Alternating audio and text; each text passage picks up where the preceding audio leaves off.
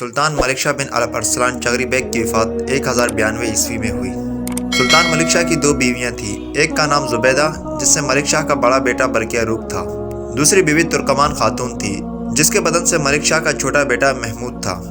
ملک شاہ کے مرنے سے پہلے برقیہ روق قید میں تھا۔ اس کی ماں زبیدہ بن یاقوتی نے غلاموں کے ساتھ مل کر اپنے بیٹے برقیہ روق کو قید سے آزاد کر کے لے آئی۔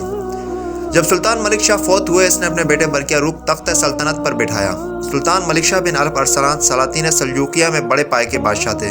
اس کی حکومت چین سے شام تک اور اقصی شام سے یمن تک پھیلی ہوئی تھی۔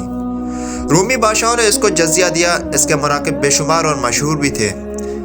ملک میں شاہراہیں بنوائیں، مساجد تعمیر کروائیں، نہریں کھدوائیں اور مکہ مکرمہ جانے والے راستے پر حجاج کے لیے جگہ جگہ کاروان سرائے تعمیر کروائے۔ اس کے علاوہ بغداد میں نقاشی آپ کا نظام بھی متعارف کروایا۔ ملک شاہ ایک دن توسی میں ایک مسجد کا دورہ کرنے گئے۔ ان کے ساتھ ان کے وزیر نظام الملک توسی بھی تھے۔ انہوں نے نظام الملک سے پوچھا کہ وزیر نظام الملک، تم نے یہاں عبادت کرتے ہوئے کیا دعا مانگی تھی؟ وزیر نظام الملک نے جواب دیا، جب آپ اپنے بھائی سے لڑ رہے تھے ان پر فتح حاصل کرنے کے لیے میں نے دعا کی تھی۔ شاہ نے جواب دیا، جہاں تک میرا معاملہ ہے تو میں نے یہ دعا نہیں مانگی، میں نے اللہ سے بس یہ استدعا کی تھی کہ دونوں میں سے فتح اس کو عطا کی جائے جو مسلمانوں پر حکومت کرنے کے لیے موزوں ہو اور اپنی رعایا پر مہربان ہو۔ اس کے بعد ملک شاہ کی دوسری بیوی ترکمان خاتون نے اپنے بیٹے محمود کو لے کر اصفہان پہنچ گئی اور امرا لشکر اور اسلامی فوج کو انعامات دے کر اپنے بیٹے محمود کی تخت نشینی کی تحریک کی۔ اس وقت محمود کی عمر محض 4 سال تھی۔ امرا لشکر اور اسلامی فوج نے محمود کی سلطنت کی بیعت کر لی۔ برقیہ روق کی تخت نشینی کا سن کر ترکمان خاتون نے فوجیں مرتب کی جس کی خبر برقیہ روق تک پہنچی۔ اس نے نظامیہ کے خدام کے ساتھ مل کر رے پر حملہ کر دیا۔ ارغش نظامی نے اپنی فوج سمیت حاضر ہو کر اطاعت قبول کری۔ ارغش کے مل جانے سے برقیہ روق کی قوت اور بڑھ گئی۔ اس نے قلعہ تبرک کو فتح کر لیا۔ ترکمان خاتون کو ان واقعات کی اطلاع ملی تو وہ آگ بگولا ہو گئی اور برقیہ روق سے جنگ کرنے کے لیے نکل پڑی۔ یزد کے قریب دونوں فوجوں کا مقابلہ ہوا۔ برقیہ روق سے ترکمان خاتون کے بعض امراء جن میں سپرکرد، کمستگن اور جو مشہور جنگجو تھے برقیہ روق سے مل گئے۔ اس سے ترکمان خاتون کی فوج میدان چھوڑ کر بھاگ نکلی۔ برقیہ روق نے اصفہان تک ان کا تعاقب کیا اور محاصرہ کر لیا۔ تاج الدولہ تتش بن عرب ارسلان جو سلطان ملک شاہ کا بھائی تھا، جب اسے اپنے بھائی کے مرنے کی خبر ملی تو وہ اس وقت حلب جا رہا تھا ملک شاہ سے ملنے کے لیے، لیکن جب اسے خبر ملی کہ ان کا انتقال ہو چکا ہے تو اس نے ہیبت پر حملہ کر کے قبضہ کر لیا۔ اس کے بعد دمشق آ گیا، فوجیں تیار کی اور سلطنت حاصل کرنے کے لیے روانہ ہوا اور حلب جا پہنچا۔ اس وقت اماد الدین زنگی کے والد قسیم الدولہ آق سنکر حلب کے گورنر تھے۔ ان تک یہ خبر پہنچی کہ ان کے سلطان ملک شاہ کے بیٹوں میں سلطنت کے معاملے میں جنگ چھڑ گئی ہے، جو بالکل نوجوان ہیں۔ جب تاج الدولہ تتش حلب پہنچا تو قسیم الدولہ نے تتش کی اطاعت قبول کر لی اور اس کے لشکر میں اپنی فوج کو شامل کر لیا۔ تتش کچھ علاقوں سے ہوتا ہوا اپنی غارت گیری شروع کر دی، کئی علاقوں میں اپنے نام کا خطبہ پڑھوایا۔ جب یہ خبر برقیہ روق تک پہنچی تو اس نے اپنے چچا سے جنگ کرنے کے لیے فوجیں مرتب کی۔ جب برقیہ روق کی فوج تتش کے قریب پہنچی تو قسیم الدولہ کو خبر ملی کہ ملک شاہ کا بڑا بیٹا جنگ کے لیے آ رہا ہے۔ تو مصرت سے اللہ کا شکر ادا کیا اور اپنے فوجیوں میں سے ایک سپہ سالار جس کا نام بوزان تھا مخاطب ہوا، تم لوگوں نے اس کی یعنی تتش کی اطاعت اس لیے قبول کی تھی کہ ہمارے سلطان ملک شاہ کے بیٹوں میں جھگڑا ہوا تھا اور یہ خیال تھا کہ وہ ابھی بچے ہیں، سلطنت کو نہیں سنبھال سکتے۔ اب بفضل تعالی سلطان برقیہ روق نے ہاتھ پاؤں سنبھال لیے ہیں اور حکومت اور سلطنت کا دعوے دار ہوا ہے، لہٰذا ہم لوگوں پر لازم ہے کہ سلطان برقیہ روق سے جا ملیں۔ بوزان نے قسیم الدولہ اقسنکر سے اتفاق کیا، چنانچہ دونوں سرداروں نے اپنی فوج کو الگ کر لیا اور سلطان برقیہ روق سے جا ملے۔ تاج الدولہ تتش نے جب یہ دیکھا کہ دونوں سردار ان سے علیحدہ ہو گئے، اس نے ہمت ہار دی اور بنا جنگ کیے واپس شام چلا گیا۔ تتش آذربائیجان میں شکست کے بعد دمشق پہنچا اور فوجوں کی فراہمی اور اسباب جنگ مہیا کرنے میں مصروف ہو گیا۔ چند ہی دنوں میں اس نے بڑی فوج جمع کر لی۔ 1095 عیسوی میں حلب پر یلغار کی۔ قسیم الدولہ اور بوزان متحد ہو کر مقابلے کے لیے آئے۔ امیر بوقا بھی سلطان برقیہ روق سے فوج لے کر حلب کو بچانے کے لیے وہاں موجود تھا۔ حلب سے کچھ دور دونوں فوجوں میں مقابلہ ہوا، لیکن اس بار تتش کی فوج بہت مضبوط تھی، چنانچہ تتش نے ان لوگوں کو شکست دیا اور قسیم الدولہ اقسنکر کو گرفتار کر کے تتش کے سامنے پیش کیا گیا، جسے تتش نے قتل کر دیا۔ ترک خواتین بھی اپنے مردوں کے ساتھ ہمراہ جنگ لڑتی تھیں۔ انہیں زیادہ تر تیر کمان چلانے کے لیے فوج کے وسط میں رکھا جاتا تھا۔ ترک خواتین عرب خواتین کی طرح تلوار چلانے میں ماہر ہوا کرتی تھیں اور ترک خواتین اچھی خاصی جنگجو بھی ہوا کرتی تھی، بلکہ روم کو فتح کرتے وقت جب رومیوں نے ترک خواتین کو مردوں کو قتل کرتے دیکھا تو رومیوں نے انہیں ایمیزون یعنی جنگجو خواتین کا نام دیا۔ ترک خواتین مردوں کی غیر موجودگی میں بھی اپنی دفاع کر سکتی تھی، وہ کسی قسم کے حالات سے لڑنے کی صلاحیت رکھتی تھی۔ ان کے مرد جب باہر ہوتے تھے، اسی اثناء میں اگر کوئی دشمن حملہ کر دیتا تو ترک خواتین خیموں اور بچوں کی حفاظت کے لیے لڑ جاتی۔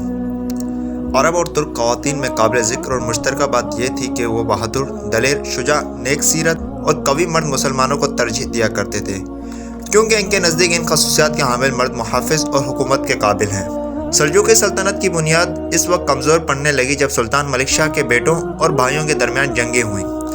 برق روق کی جنگ اپنے چچا تاج الدولہ تتش بن الپ ارسلان سے اور بھائی محمد بن ملک شاہ سے ہوئی۔ بعد ازاں ملک سنجر جو ملک شاہ کا تیسرا بیٹا تھا، اس نے سلطنت کے لیے ہاتھ پاؤں مارنا شروع کر دیا اور اپنے بھتیجے سلطان محمود بن محمد بن ملک شاہ بن الپ ارسلان سے جنگ کی۔ سلجوقی سلطنت کے باہمی جنگی نے صلیبیوں کو موقع فراہم کیا۔ انطاکیہ میں قلج ارسلان ملک شاہ کی طرف سے جانشین تھا۔ صلیبیوں نے انطاکیہ پر حملہ کیا جس سے ترکوں کو شکست ہوئی۔ 1082 عیسوی میں عیسائیوں نے سلقیہ کو مسلمانوں کے قبضے سے نکال لیا تھا۔ پھر عیسائی کروسیڈوں نے ملک شام اور بیت المقدس کے ارادے سے حرکت کی اور خلیج قسطنطینیہ عبور کر کے خشکی کے راستے روانہ ہونے کا ارادہ کیا۔ ان کے سپہ سالار نے بادشاہ قسطنطنیہ کو خط لکھا کہ ہمیں اس ملک سے گزرنے کی اجازت دیں۔ چنانچہ بادشاہ نے تو اجازت دے دی، لیکن ایک شرط لگا دی کہ انطاکیہ فتح کر کے مجھے دے دینا۔ عیسائیوں نے خلیج قسطنطینیہ کو 1097 عیسوی میں عبور کر کے ارسلان بن سلیمان بن قتلمش بن سلجوق والی کونیا اور بلاروم کے علاقوں کی طرف بڑھے۔ ارسلان تک جب یہ خبر پہنچی تو فوراً فوج کو ترتیب دی اور جنگ کے لیے روانہ ہوئے کروسیڈوں کو جمع کرنے والا برودیل تھا، جو مسلمانوں کے تمام فتح کیے ہوئے علاقوں کو واپس لینے کے غرض سے نکلا تھا۔ ارسلان کی فوج مقابلے کے لیے آگے بڑھنے لگی۔ جب جنگ شروع ہوئی تو قریشیوں کا لشکر حاوی ہونے لگا۔ ارسلان کی ترک فوج کو شکست ہوئی۔ عیسائیوں نے لیون ارسنی کے مقبوضہ علاقوں کی طرف قدم بڑھایا اور انطاکیہ کا محاصرہ کر لیا۔ یہ محاصرہ 9 مہینے تک جاری رہا۔ عیسائیوں نے انطاکیہ پر حملہ کر دیا۔ اس انطاکیہ کا والی سیان تھا، جس نے نہایت مردانگی سے عیسائیوں کا مقابلہ کیا۔ عیسائیوں کو موقع نہیں ملا شہر پناہ میں داخل ہونے کا، تو عیسائیوں نے اس کے محافظوں میں سے ایک کو لالچ دیکھ کر بہت سارا مال دے دیا، جس سے اس محافظ نے شہر پناہ کا خفیہ راستہ کھول دیا۔ چنانچہ عیسائی فوج شہر میں داخل ہو گئی اور فصیل پر چڑھ کر بغل بجا دیا۔ فوج اور شہر میں افراتفری مچ گئی۔ سیان وہاں سے باہر نکل آیا، لیکن قتل و غارت گیری دیکھ کر اس کے حواس جواب دے گئے اور بے ہوش ہو کر گر گیا، جس کا سر ایک ارمنی عیسائی نے قلم کیا اور انطاکیہ میں عیسائی سپہ سالار کے پاس پہنچا دیا۔ اس واقعے کی خبر مسلمانوں کو ملی تو اسے واپس لینے کے لیے ہر طرف سے دوڑ پڑے۔ قوام الدولہ کربوکا شام کی طرف سے چل پڑا اور مرج دابق تک پہنچتے پہنچتے ایک عظیم لشکر جمع ہو گیا۔ وقاق بن تتش، تغرل تقین اتابک، جناد الدولہ ولی حامس، ارسلان تاش سنجار اور سکمان اتک وغیرہ جیسے نامی گرامی امراء اپنی اپنی فوجیں لے کر پہنچ گئے اور انطاکیہ کی طرف بڑھ کر محاصرہ کر لیا۔ عیسائیوں کے حالات بہت سخت ہو گئے۔ عیسائیوں کو رست و غلہ حاصل کرنے کا موقع نہیں ملا۔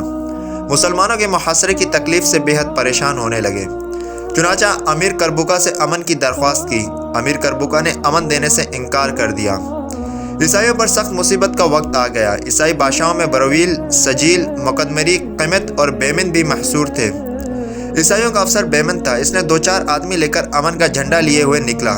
یہ سب شدید پریشانی کی حالت میں عیسائیوں کی طرف سے اٹھایا گیا قدم تھا، لیکن بازی پلٹ گئی۔ مسلمانوں کی باہمی نفاق سے تمام مسلمان آپس میں دست و گریباں ہو گئے اور میدان چھوڑ کر بھاگ نکلے۔ امیر سکمان ارتک سب سے آخر میں بھاگا۔ عیسائیوں کو یقین نہیں ہو رہا تھا کہ انہیں بنا جنگ کے فتح مل گئی، لیکن میدان جنگ میں عرب جنگیوں نے خوب داد شجاعت دی، لیکن وہ تعداد میں کم ہونے کی وجہ سے تمام شہید ہو گئے۔ عیسائیوں نے خیموں سے جو ہاتھ لایا لے گئے۔ انطاکیہ کے بعد عیسائیوں نے معرہ نعمان کی طرف قدم بڑھایا اور اس پر بھی قبضہ کر کے نہایت بے رحمی اور سفاکی سے اہل معرہ نعمان کو پامال کر دیا۔ اس کے بعد غزہ پر یلغار کر دی۔ 4 مہینے تک محاصرہ کیے رہے۔ اسی زمانے سے شام کے ساحلوں پر عیسائی کروسیڈوں کا قبضہ شروع ہوتا ہے۔ ملک شام پر کس قدر سلجوکیوں کا اثر تھا۔ خلفاء علوین نے سلجوکیوں کے ڈر سے عیسائیوں کو ملک شام پر قبضہ کرنے کا اشارہ کیا تھا۔ سلجوکیوں نے ملک شام کو غزہ تک دبا لیا تھا اور انہی سلجوکیوں میں سے اقص نامی امیر نے مصر پر حملہ کیا تھا۔ وہاں علویوں کی خلافت تھی۔ تاج الدولہ تتش نے بیت المقدس کو خلفاء علویہ سے چھین لیا تھا اور اپنی طرف سے امیر سکمان ارتک کو اس کی حکومت پر مقرر کیا تھا۔ चुनांचे जिस वक्त तुर्कों को अंताकिया में ईसाई क्रूसेडरों के मुकाबले में शिकस्त हुई तो मिस्री खलीफा को बैतुल मुक़द्दस वापस लेने का शौक और जोश पैदा हुआ। चुनांचे अफजल बदर जमाली दौलत अलविया का कमांडर फौजें मरतब करके बैतुल मुक़द्दस की जानिब बढ़ गया और मुहासरा कर लिया। सकमान के साथ अफजल की जंग हुई, लेकिन फौज पहले से इंतशार का शिकार हो चुकी थी, ताब ना ला सके और अर्तक को शिकस्त हुई। इस तरह अलविया बैतुल मुक़द्दस पर काबिज हो गए। ईसाइयों ने अक़द से वापस आकर बैतुल मुक़द्दस की तरफ कदम बढ़ाया। 40 दिन नहायत सख्ती से मुहासरा किया। बाला आखिर 1099 ईस्वी के आखिर में शहर पनाह की शमाली दीवार तोड़कर घुस गए। बहुत बड़ी खूनरेजी और गारतगिरी का दरवाज़ा खोल दिया।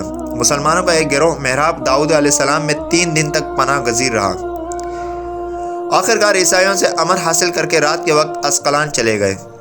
मस्जिद अक्सा में 70,000 से ज़्यादा मुसलमान शहीद हो गए, जिनमें उलमा, ज़हाद, महाजिरीन और रौसा शहर थे। मुसलमान फरियादी सूरत बनाए परेशान हाल दारुल खिलाफत बगदाद पहुँचे। खलीफा मुक्तदी इनको अबू मोहम्मद मगानी, अबू बकर शासी, अबुल कासिम जंजानी, अबुल वफ़ा बिन अक़ीद, अबू सईद हलवानी और अबुल हुसैन बिन समाक जो अमरा थे, और ईसाइयों से इस जुर्रत और सफाकी के इंतकाम लेने के लिए हिदायत की। जब ये वफ्द हलवान तक पहुंचा था कि इन लोगों को सुल्तान बल्कियारुक और सुल्तान मोहम्मद बिन मलिक शाह के झगड़े की खबर मालूम हुई। चुनांचे नाउमीद होकर वापस आ गए। इस तरह ईसाइयों ने सरजमीन शाम पर इस्तक़लाल से कदम जमा लिया। यहाँ आले सल्जूक चुगर बेग सुलेमान दाऊद के आल का खात्मा हो गया।